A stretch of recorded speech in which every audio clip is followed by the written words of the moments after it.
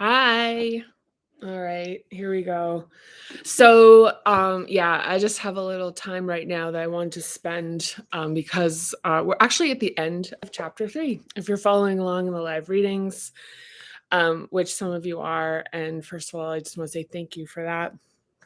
Um, this is the long-awaited kind of good practices, which are at the end of chapter three, which comes right before we start the part two, which gets us into getting into the hubs. And you know, it's been really interesting because as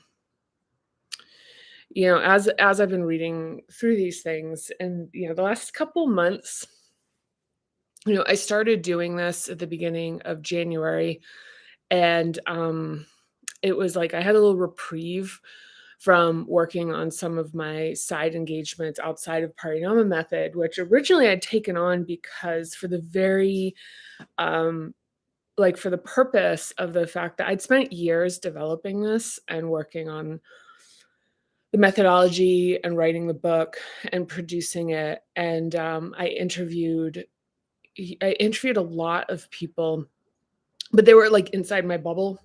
So going back into the world and working with people that were, like, outside of, like, folks who, have kind of, like, naturally, sort of, like, draft in with my worldview. It was important to me to see, like, when I'm working in companies or with individual clients that are, like, completely new to these concepts, like, how well does it work? And, it works. I think it works, but the thing that I'm learning is that the impact on me with, this, like, teaching and, whatever you call it, like, bringing this practice into the world, there's something that really matters about me doing it in a way that, sustains me and fulfills me because it's really demanding for everyone involved.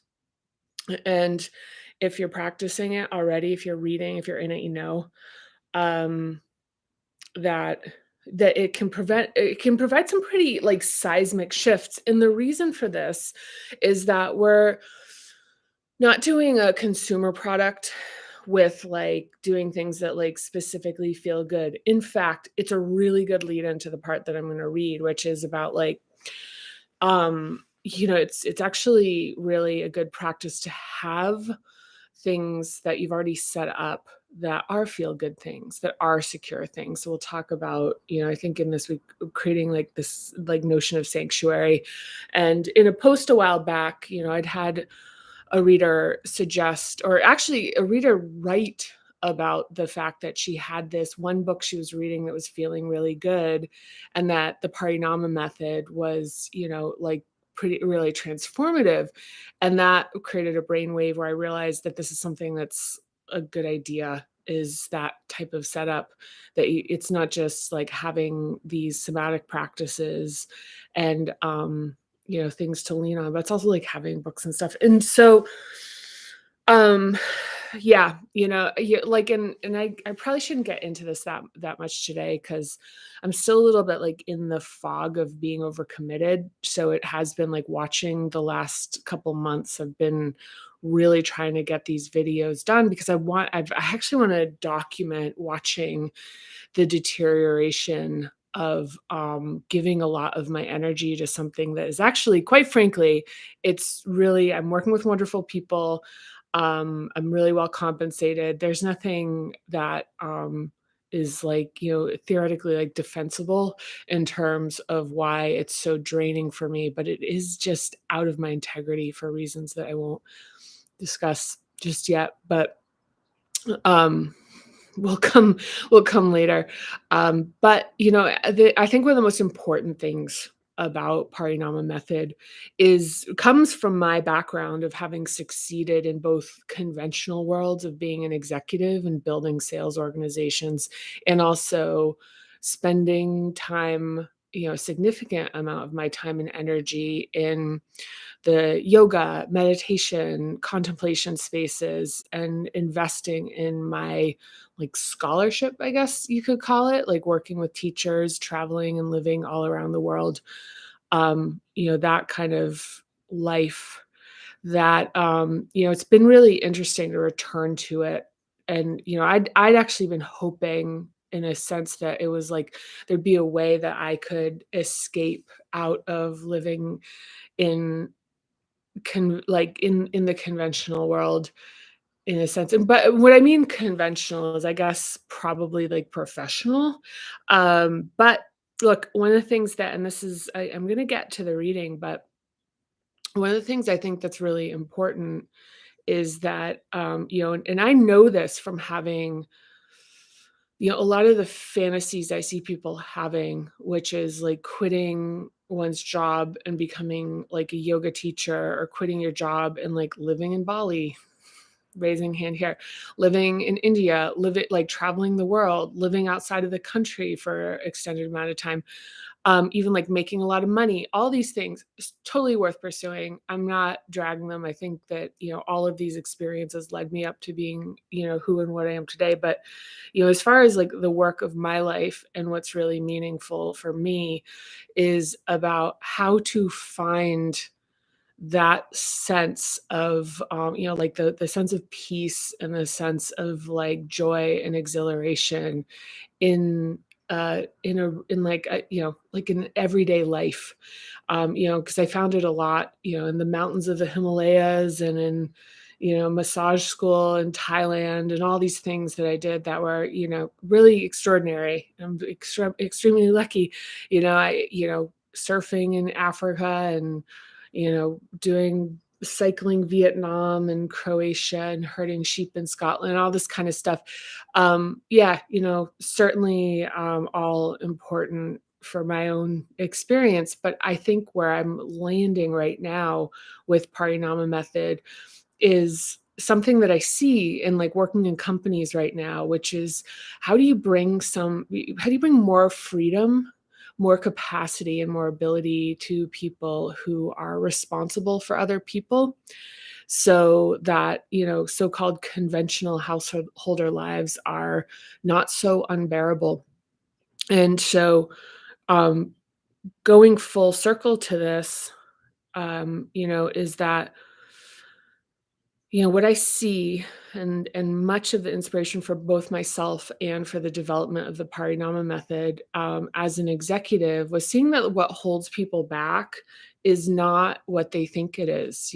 I'd see, I'd have people like wanting to, increase their level of education, read books about, tactics of learning how to do things. All of this helps. I'm not saying it doesn't help, but the underlying factors that really like draw a line in the sand in terms of a person's capacity to negotiate, get themselves better, um, circumstances, and be able to, assume positions of leadership, be able to have less stress in the workplace, be less activated by things for all of that is addressable in the nervous system, which is addressable in the sense of, like that everyday life in any location can be made, more extraordinary. So yeah. Yeah, I mean, look, the thing is right now, as I'm recording these videos, I'm really in the thick of what I'd consider to be like really like way too much commitment.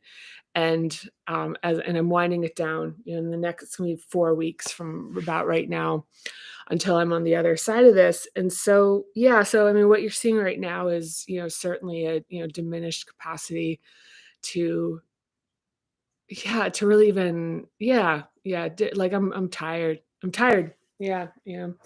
But still showing up, because the fact of the matter is this matters to me, really more than anything. And as much as at this point I'm like, I don't really know if people are watching these right now, I am confident that, today is March 4th, 2003. And I think if you're watching this, you're watching it like in the future, obviously in the future, but I think these will have significantly more value once more people are in this work. And I think one thing also that's worth mentioning is that, with the creation of this and putting this out into the world, not only did I want a little bit of a slow roll to watch how people responded to it and what they needed, which has turned out to be a wise decision because I'm learning a lot about how challenging this can be. And that's inspiring my thinking about how to support this and provide and create materials for it. It's also a realization that, people, they need their time and it's their process. This is something that I understand is that it takes time and, and a framework like this lands in a life already in progress. So, commitments, work, relationships, children, community, faith.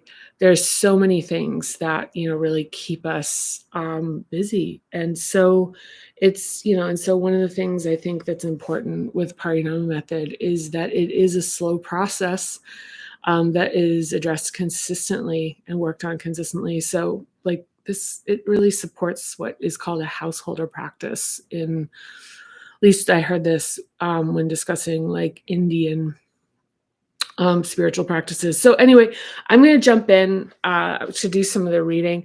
I think this is kind of boring to watch. So I guess, I was thinking, maybe this is something where it's like, for the next few minutes, maybe just sit back, and maybe you don't have to watch, just close your eyes and listen. And I will try to make this as enjoyable as possible. This in particular is these last pages of chapter 3, which I'm going to try to get through today, are the best practices, which are, as mentioned before, for supporting part 2, which is I'm really excited about getting into next. So looking forward to that. But so yeah, like sit back, maybe we'll take a deep breath in and out. And just land right now where we are and listen to a little bit of story time read by Katie for you, sent with love. So, curiosity and the myth of permanent happiness. What is happiness? An elevated mood, absence of pain, forgetting problems, and feeling good? On the continuum of feeling states, it's one of the best. As dynamic living beings, we should always expect to be moving through the spectrum of different feeling states. Paradoxically, our negative feelings only increase when we believe we should feel differently from how we do, perhaps feeling pressure or shame about not being happier. Happiness is an easy product to market. We part with our hard-earned money to get it and surrender more than we care to admit, chasing illusions of it. The myth of a state of permanent happiness haunts many of us, so much so that when we're unhappy, we may even feel that we've done or are doing something wrong. I already read this part, so I'm going to move to the next, which is changes in relationships with others. Yeah, I read this with in the 4 stages of life. So changes in relationship with others. This is a really important one, by the way. It's coming up a lot. So, yeah, important. It's on page 49. So, relationships can struggle to right themselves when we change. And this can be difficult and sometimes painful. Some adaptive patterns, such as tolerating poor behavior from others or showing very little emotion, can act as load-bearing beams in existing and long-standing relationships. Even the change of becoming more loving and expecting that love to be returned may disrupt a relationship that has previously functioned around relatively low expectations for connection, empathy, and reciprocity. When you combine the enactment of boundaries with a self-awareness for needing them, such as telling a demanding loved one that you've reached your capacity for talking about an issue, they may have a negative reaction. Sometimes they will stop coming to you, which initially feels like rejection. There can be a period of loneliness and even some grief as you allow yourself to see the true nature of some of the relationships in your life that may be holding you back. But the space you make with boundaries creates room for new, enriching, and fulfilling relationships. It just requires a little patience, which also can be challenging. Finding support with a therapist, uplifting communities, sometimes online, or spending more time with existing positive friends can be a lifesaver. This is a common theme that people ask to discuss during ongoing Parinama sessions. Yes, it certainly is. They experience positive transformation and joy while partners, family, and friends struggle with how the changes are impacting their own lives. For example, a man was showing more emotion with his wife. She told him she wanted her strong, silent husband back. He felt free, and she wanted him back in his box. They had to find a new way to relate to each other. Yeah, it's really an important one. I'm actually going to stop for a minute to talk about it because this is something. So when I wrote the book, it was coming up. And now, as the book is out and people are coming to me, um, like folks want to talk about what's happening, especially when they're experiencing really positive transformations. And one of them relates to really owning your power. This one is like creates a really considerable dynamic shift. It's not even, there are things that have to do with like understanding needs that have been ignored, such as wishing to be cherished and seen. Feeling invisible is something that some folks have felt, have been bringing up is like that kind of surfacing. And, others, it, like one of the things I have to say with this is that it's like to be patient in a sense and to realize that, sometimes it's like the sense I get is that there's like a rising panic, that there is a dynamic that is they're shifting and changing, and the fear of what that means for their relationship. And you know, I'm absolutely not a therapist, and don't advise. Like my like the only I guess the only thing that I would offer up as far as just consideration, if you're in a healthy relationship with a person who is, like safe, that is having patience and some empathy for understanding what's happening, because it takes two to tango. And a lot of the dynamics that we have in our relationships that we were part of, as far as like forming the kind of the dance that now we're kind of doing, if we're doing different steps, that's like realizing that, that is disruptive for the partner. And the other thing is that, like, as we change, one of the things that I've, one of the things that I've said with people about Parinama method is that it makes people less nice. There's a lot of yoga stuff, which is like this kind of like soft, doughy-eyed namaste, and that, you're just going to become softer and kinder, gentler. But for most people, it isn't the problem. For most people, there's like an upholding of integrity that is, where it's kind of like sort of swallowing frustrations, or like not leaving things unsaid, or letting boundaries be like slightly invaded or even like greatly invaded. And we discussed all the various boundaries in earlier pages. And the thing is like once they're upheld, and it can be like pretty, it's not even necessarily anything that is like incredibly intensely, demanding and like presented, but it's like like, once the boundaries are actually being actively upheld, it's um like, it's definitely not, like, perceived as, like, the kinder, gentler. There's just more of a sense of maybe even, like, being mean or whatever.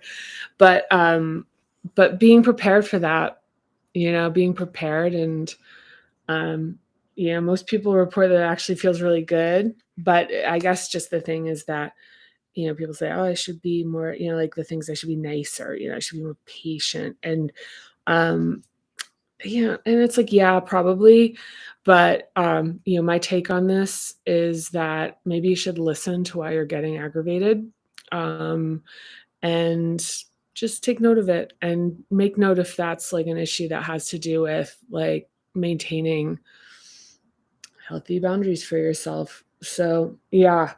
Yeah, this one I feel is something that could be an entire session for, like, a community event or a book club.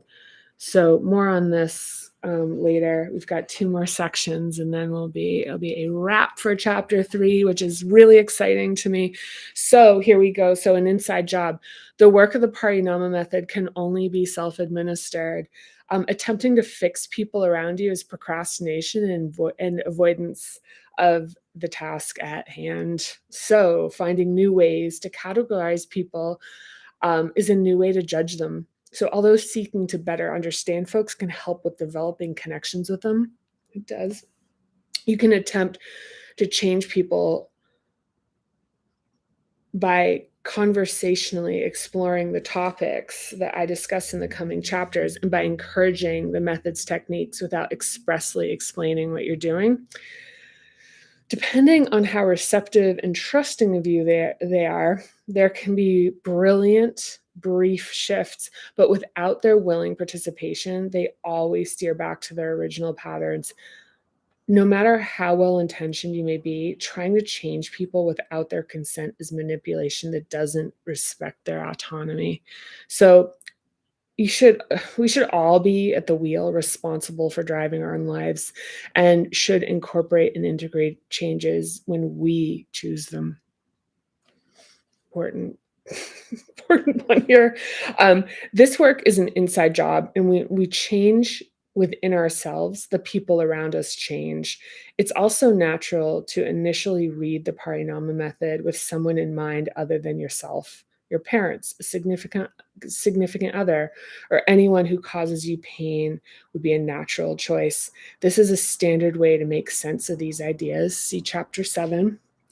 When we change, the people around us can also be positively affected, but ultimately, any change has to come from inside ourselves.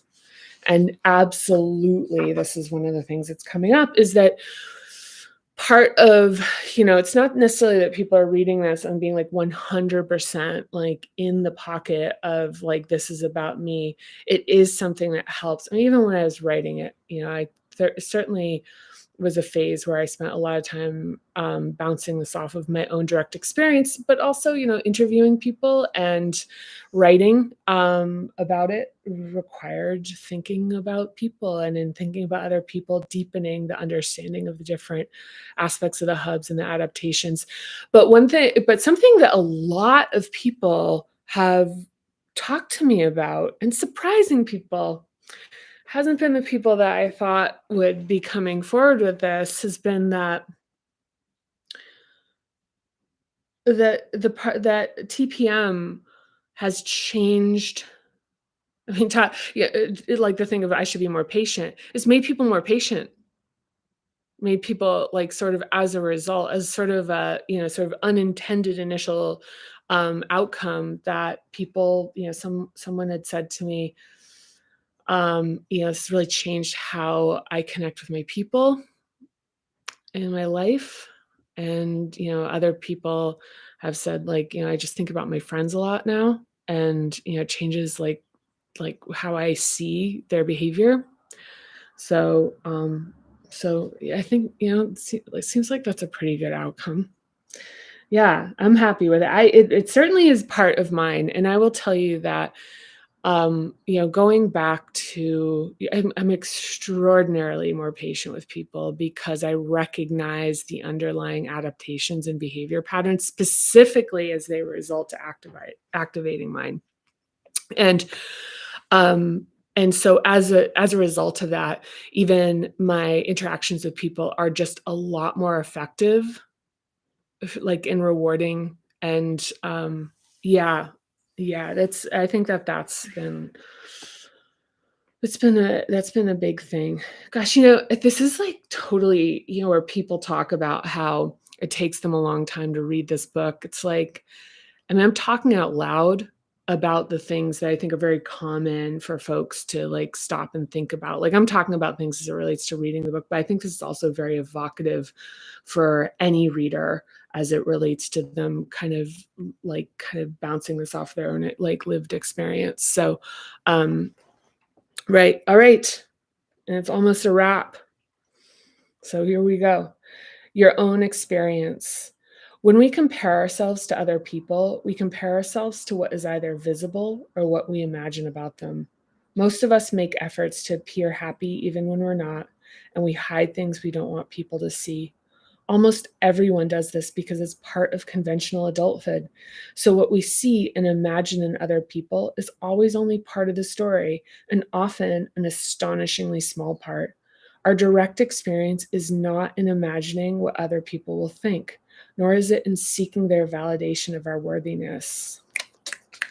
Oof. That one's definitely improved with time. Just some of this stuff gets better and better and better, the more this is out in the world and sort of being incorporated with people and what I'm seeing happen. It's experienced by looking through your own eyes and feeling the sensations within your body. What we see in others is what we choose to see, colored by the filters of our own perception. How we interpret the actions of others is a projection of our own worldview, our own personal truth, not an absolute or universal one. The better we can see it in ourselves, the more we can draw it out of others. Let's face it, there are mysteries about ourselves what we're still trying to figure out, which is an important consideration for relating to other people and for keeping relationships fresh. And this is essential for understanding how change works. People change when they're ready to. Isn't that how it works for you? So next, in part 2 of the Parinama method, I discuss each hub at length in its own chapter using the map of the hubs provided in chapter 2. All right, that was really nice for me to read. It is funny, it's my first time reading it since it's actually been in book form, and so it's funny to get through parts where I can remember the editing and like placeholders.